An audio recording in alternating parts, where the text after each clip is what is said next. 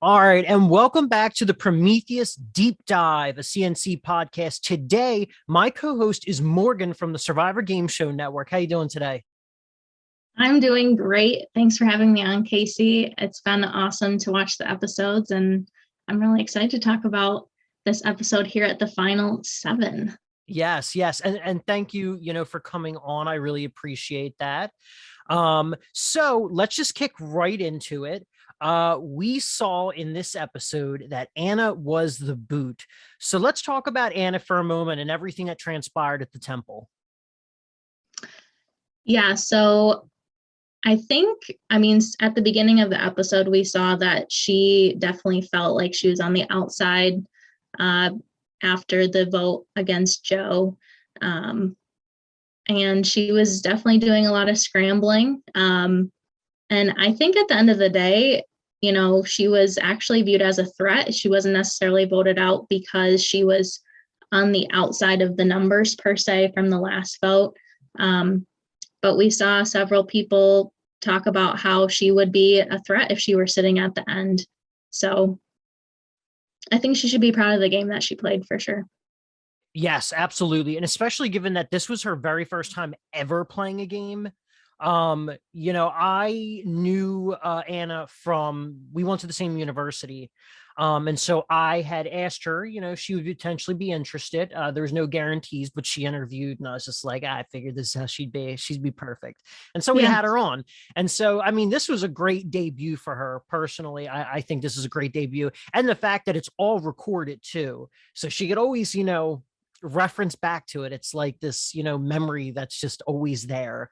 Because, some of these games, they're one and done and there's really nothing to recall back to them. Right.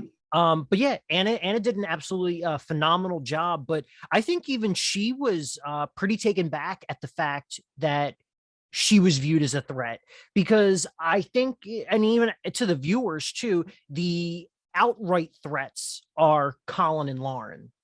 Mm-hmm.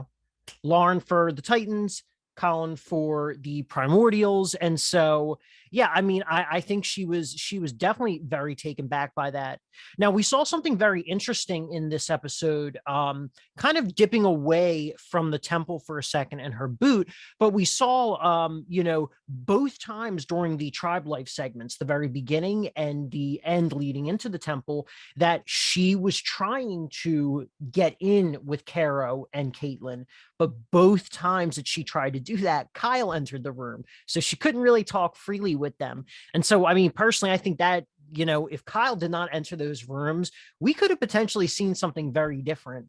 And as we saw yet again, Kyle was a name that was on the block for pretty much the millionth episode in a row. So, yeah, we got his nice little thinking to himself about how pretty much everybody has a pretty good reason to vote him out at that stage, but he survived another one. So yeah, definitely. Kyle, from all of his confessionals, because they record the confessionals on their own, whereas like with you guys, you guys pull people into the breakout rooms and I'm sure you guys ask them questions and stuff like that. So on our schedule, it's just kind of like, hey guys, you have about 5 minutes to record your confessionals. And so Kyle's is always a stream of consciousness, and you can, like, he's a very perceptive, very intelligent player, and you can always see him thinking through everything. And so this was definitely one of those moments where you got to really see a long stream of conscious of his. But yeah, so let's just kind of go back to the temple really quick. We also had a moment with Andrew and Kyle, both individually, where they kind of, as the episode was titled, dodgy answers, they were dodging the answer that happened at the previous challenge. So what did you think about that? Do you believe them? Do you feel like they're really just trying to avoid, putting themselves in hot water? well, first of all, I love that. First of all, the challenge in and of itself really calls people out, really revealing where the dynamics are lying. And then you didn't give it up at the temple. You put them on the spot and you're like, you're not avoiding this, but they still did their best to avoid it. Yeah, it's tough. It's tough to give a good answer to that, because no matter how you answer it, it's going to be analyzed. If you dodge the question, I mean, that's an answer in and of itself. But if you give a response, whether it's the truth or not, that's saying something. I think in one of the questions, Andrew said that he wanted to target Lauren next, which surprised me. And that's a question I had to myself, is he's just saying that to give an answer? And really he went to Lauren after and said, I just had to say a name. I didn't want to reveal who I was targeting. Or does he really want to target Lauren? We didn't see that anywhere else in the episode, but yeah, I enjoyed the questions. Yeah, definitely. I would agree. You know, I thought to myself, when they were giving the answers, like, and it's actually something that I started to very briefly talk to Lauren about earlier today, but I didn't want to get too far into it because I knew we were recording this podcast and I didn't want to potentially switch up, you know, what I had to say, because I mean, not everything is clear to me, even though I have all the footage and access to everything. You know, there's just some stuff that's just not out there and it's not recorded. And so with Andrew and Lauren, I wonder to myself, was this kind of a show they were putting on? Because they do have a prior relationship. They are actually the only players in this game that do have prior relationships, which I think if you don't mind, could you shed some light on their pre-existing relationship? We only know a little bit. The audience only knows a little bit that Lauren burned him, and that's to the extent of it. Yeah, so I host a game for the Survivor Game Show Network, and both Lauren and Andrew played in that game. They originally started on different tribes, but Andrew was the merge boot. And I think that Lauren just, I mean, even you see it in this game, she is not afraid to like call people out or say whatever's on her mind. But I think also at the end of the day, they do have a good relationship. There's not any bad blood there as far as what went down in the game. And I know Lauren and I think Andrew have both said that they're not going to necessarily go out of their way to protect each other, but I think there is some level of trust there that they do know each other, and it doesn't surprise me that they're working together, at least at this stage. I mean, yeah, that's the thing. We were unsure of how they would, you know, be. Now, I mean, full disclosure, you know, I did not know that they knew each other prior to this game. I actually thought that I had casted a group of people that did not know each other, with the possibility of Lauren and Colin knowing of each other, which is true. They knew of each other, but they didn't know each other. But I believe when you guys had filmed that season, it was literally like right before Prometheus. So it was not public or anything. And I knew Lauren had done something that was kind of on the down low because she was forward about that. So yeah, I mean, yeah, we weren't sure how it was going to be. And we learned that, you know, there's a possibility that they could just be temporarily working with each other, or maybe they're permanently working with each other because they're both very smart players. Yeah. That is very clear. And it's something we even talked about previously in the podcast. You know, they're both very strategic. And I think, you know, sometimes, as we did previously say as well, you know, there's a little bit of social neglect on Lauren's side.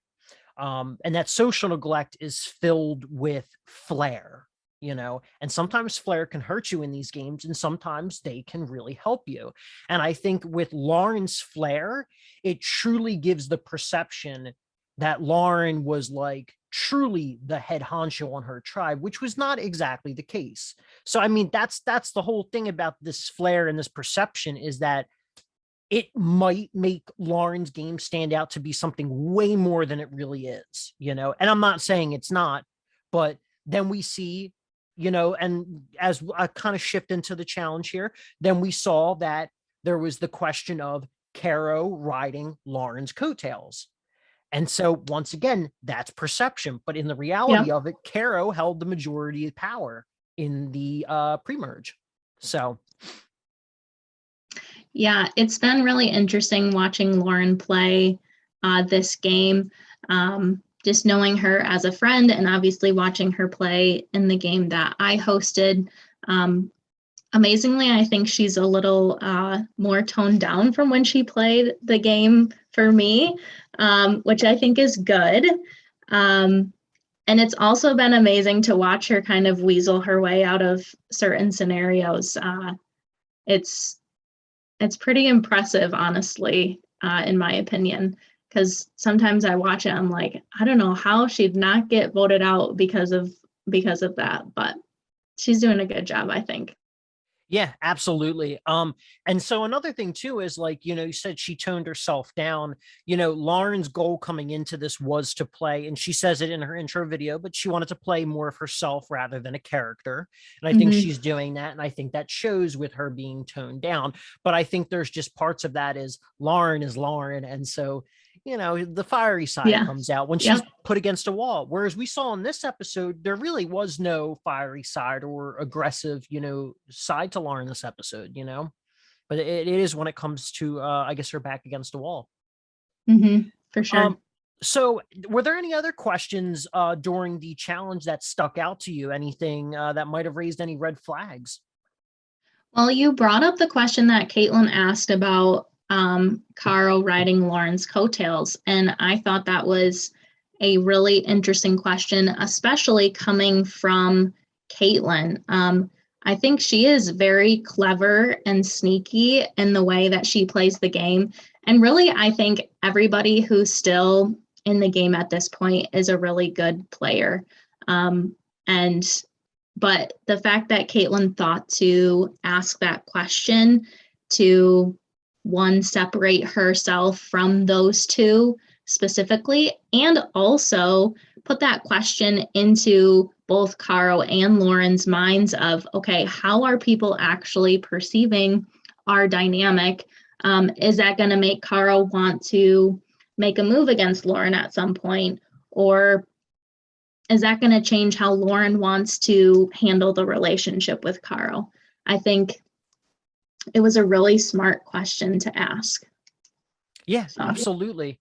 And I think, because it's something that comes up time and time again. We saw with Caitlyn's game right in the very beginning, she was, late to the game, and it kind of potentially hindered her socially, but she bounced back from it. She got in good with everyone, and she got in good with the girls.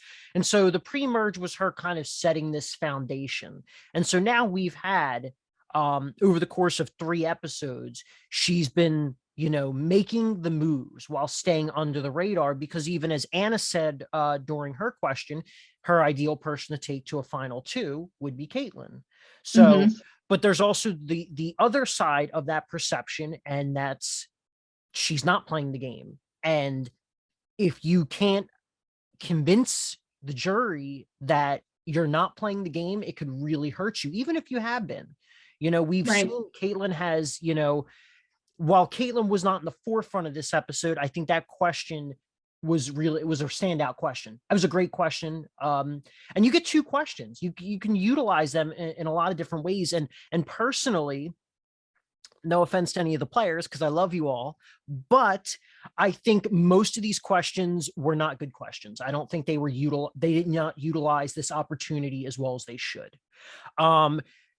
One of them, sorry, Andrew, I love you, but his question to Lauren about the survivor, which was such an Andrew question. If you know Andrew a little bit, or even if you just watched him play this season, if there's an opportunity to talk about Survivor, Andrew's talking about Survivor.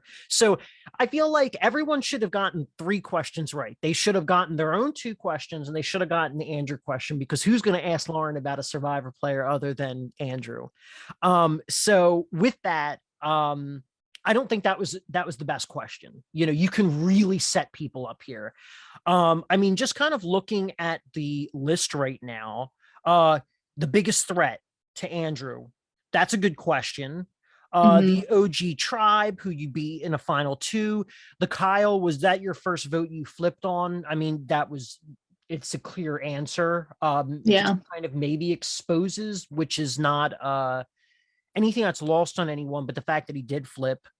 I just think that like some of these there could have been such great questions, and hopefully for the future, if we use this challenge, it gets even fiery next season, because this challenge just came at the opportune moment. I just remember, while we were filming that day, we had the temple, and it went crazy and Joe got out. And I remember saying in my production chat, I'm so happy this is the next challenge. It's the perfect opportunity.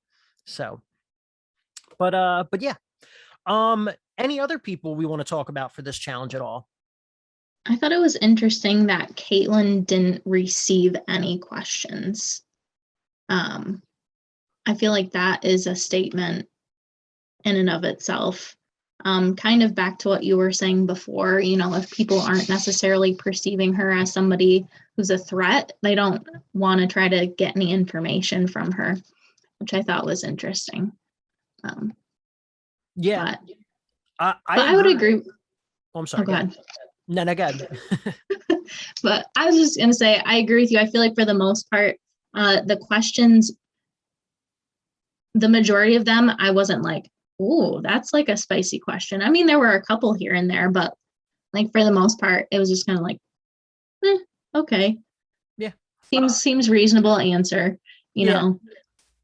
Some of them were straight, some of them were pretty straightforward. I mean, people were just like this, and then boom, next question. Like, so I mean, like some of them were definitely underutilized. Maybe I made it seem, maybe I was being a little bit hyperbolic there and making it seem like there was the majority, but no, I'd say about half of them. But even so, with Caitlyn not getting any, Caro only received one, and the one she did was just like Caitlyn's. It was very telling. And once again, perception is reality, and you have to think about your perception. And especially as we're getting down to a final 6, we're getting really close to the end of the game. I mean, there's only a couple more episodes left, so moves need to be made, essentially. Yeah, for sure. So, but the only other thing I guess is just Colin received quite a few questions as well. But I think that also goes back to, it's perception. Lauren and Colin have always seemed to be perceived as huge threats and leaders, as his question even said, leader of the OG Primordials tribe. But with that, though, we saw that everyone was willing to work with him. Even Lauren said, like, I have no intention of writing your name down. And I think that in part is a testament to due to his social game. Mm-hmm. Yeah. And I mean, I feel like despite being on the wrong side of the last vote, I think that Colin's in a pretty good spot moving forward, at least for now. You mentioned he has a good relationship with Lauren. I think he also has a pretty good relationship with Caitlyn, or at least that's kind of what he made it seem like, based on the fact that she put the star on her vote. He really feels like he can trust her. Hopefully he doesn't get burned by that relationship. I guess I don't know if there were other conversations that we haven't seen between the two of them that really solidified that relationship. But yeah, I think his personality is very, he has outgoing personality. He connects with people pretty easily, I think. And I think I don't know. I would say he could do a pretty good job of maneuvering out of a sticky situation if he needed to. I don't think he's the only one, but I think he could do it better than most people could. Yeah, definitely. So also, kind of, I think we covered everything about the challenge. So let's go to the tribe life really quick. And with Colin. So with Colin, I did mention Lauren had no intention of writing his name down. He has been relatively close with Andrew the whole game. Obviously, Andrew saw a good opportunity to flip and he took it. But it's very interesting. I don't know if anyone else perceived it this way, but when we look at the second tribe life, we have the one room that stayed consistently. Excuse me. We saw the one room stayed consistently Anna and Kyle, the two names that were on the chopping block. They, for some reason, did not leave that room. I don't know if they were guarding each other, babysitting each other, or if they were just didn't really care because they knew a lot of the conversations were being held on Messenger. But then on the flip side of it, The other room had three constants. It had Andrew, Colin, and Lauren.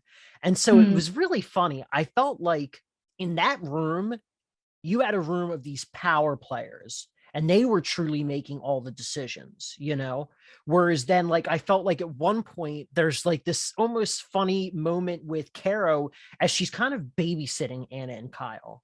And then Caitlyn's kind of, she didn't actually say too much in any of the rooms, but she kind of flipped back and forth between them too. So I just thought that was a very interesting dynamic. Yeah, it's interesting just knowing the fact that there's conversations happening through Zoom, but also through Messenger. So you never really know who's talking to who, even if they're in a room together or not in a room together. But yeah, I guess I was surprised that, well, I mean, I guess Anna did try to connect with the girls, but Kyle, if he was trying to babysit her, did a good job of doing that. So yeah, and that was just my interpretation. Like I could see it being that way, but I could also just be, see it being like, that's the room he just clicked on and he's just on Messenger. There's no reason to shuffle. But it did seem like at a couple moments, Lauren definitely took the lead for this. But when her, Colin, and Andrew were talking, it seemed like Colin and Andrew wanted to push the vote off of Anna. That's at least the feeling that I got, and they kept bringing up Kyle, but I think, Colin may be seeing that he was on the bottom, or however you want to really look at it. And then Andrew making the move he did, needing to lay low again, they didn't really push it too far. But, it was Lauren who definitely kept saying, like, it should be Anna. It should be Anna for A, B, C, and D, and that's that. And I think this was a good example of Lauren playing that wasn't aggressive. She laid the information out and she, I think she was willing to hear people, but ultimately she got what she had wanted. Yeah, I think she laid out a really legitimate argument for why Anna should be the person that they were going to vote out. Like you said, it wasn't like aggressive or over the top by any means. It was very logical. And I think when your ally presents a logical argument, there's no reason to not go with it. Because I didn't necessarily see what particular reason there was that Andrew and Colin wanted to vote out Kyle. I don't know if that was in the episode or not, but I just felt like Lauren's reasons for Anna were better than the guys' reasons for what they wanted to vote. I think the arguments that she had made about getting rid of Anna were definitely fair. Me personally looking at it, I think there are more dangerous players in the game to get rid of. Now, personally, looking at players, and if I'm ever on the jury for a game, I try and look at things very logically. And I wouldn't necessarily heavily consider a story. I'm not usually a fan of stories. Anna, I don't think she has that big kind of story. And even so, like I said, I try and look at the facts, and sometimes, once again, perception's reality. So looking at like someone like Colin, if it was like Anna and Colin at the end, I think if I was one of those players, I think I would have more so leaned Colin than Anna. And then I think the big thing with Lauren too is just the fact that it's kind of come up a couple times over these past couple episodes, but the odds of Anna working with Lauren are slim. So for Anna, 100% made sense or for Lauren, 100% made sense to get rid of Anna. Whereas with Colin and Andrew, they had good relationship with Anna over Kyle, because as they did actually say it in the episode, it's only like a quick moment, but Kyle doesn't talk. Kyle's a very reserved player, keeps his cards very close to his chest. So I think those are kind of where it is. Like for Lauren, it's more beneficial. And then for Andrew and Colin, it might be more beneficial to get rid of Kyle. Interesting. It's interesting that Kyle's made it this far, considering that he isn't talking too much to people. I feel like, especially in a fast-paced game like that, you got to be getting in conversations with people to make it to the different rounds, because I mean, people are looking for any reason to vote you out. If you only know somebody for 2 days, it's easy to say, well, we didn't really talk that much, so I guess you're the person I'm going to vote for. So yeah, I think with Kyle, he does say that he typically likes to play more of a slow burn social game, which really doesn't work very well in a mini, but he's making it work. Yeah. I think he reveals the right information at the right time. And clearly it's gotten him this far. It's gotten him a couple votes, but it's gotten him this far, and his name's been on the chopping block pretty much every single time. Yeah. But the unfortunate part is for Kyle, though, he was instrumental in voting out the one person who probably would have actually stuck with him for a while, and that's Joe. And that was a relationship that he had set up in day one. But yeah. All right. So anything else to cover before we move on to the Ember Awards? I just thought, I mean, the fact that Lauren got 8 of the questions correct in the immunity challenge was very impressive to me.